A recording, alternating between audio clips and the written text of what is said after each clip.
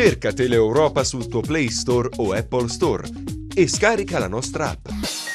Disponibile per tutti gli utenti Android e Apple. Ti aspettiamo!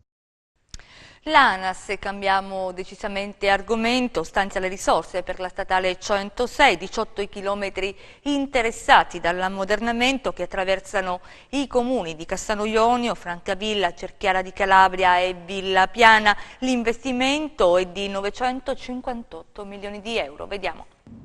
Dopo anni di annunci per la statale 106 arriva o potrebbe arrivare la svolta che è tutta in un progetto approvata in maniera definitiva dal Consiglio d'amministrazione dell'ANAS per il completamento della strada. 18 i chilometri interessati che attraversano i comuni di Cassano Ionio, Francavilla, Cerchiara di Calabria e Villa Piana. L'investimento è di 958 milioni di euro. L'intero Megalotto 3 prevede invece un investimento di 1.234 milioni di euro e rappresenta il tassello che unisce il sistema integrato tra il corridoio adriatico, ionico e tirrenico. L'impegno confermato dall'ANAS sulla 106 era stato assunto alla presenza del ministro Graziano Del Rio.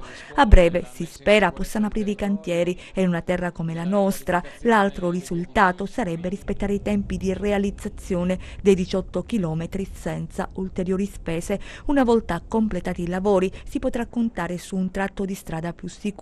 Troppi ad oggi le vittime di quello che è un vero e proprio rettilineo della morte e la parte ionica della Calabria, finora difficile da raggiungere, potrà mostrare la sua bellezza e le sue origini magno-greche. L'infrastruttura che verrà ottimizzerà i tempi di percorrenza e quindi sarà più facile e più veloce spostarsi. Questo almeno sulla carta. Speriamo che la realtà per una volta sia migliore di quanto immaginato dai progettisti. Cerca Teleeuropa sul tuo Play Store o Apple Store e scarica la nostra app.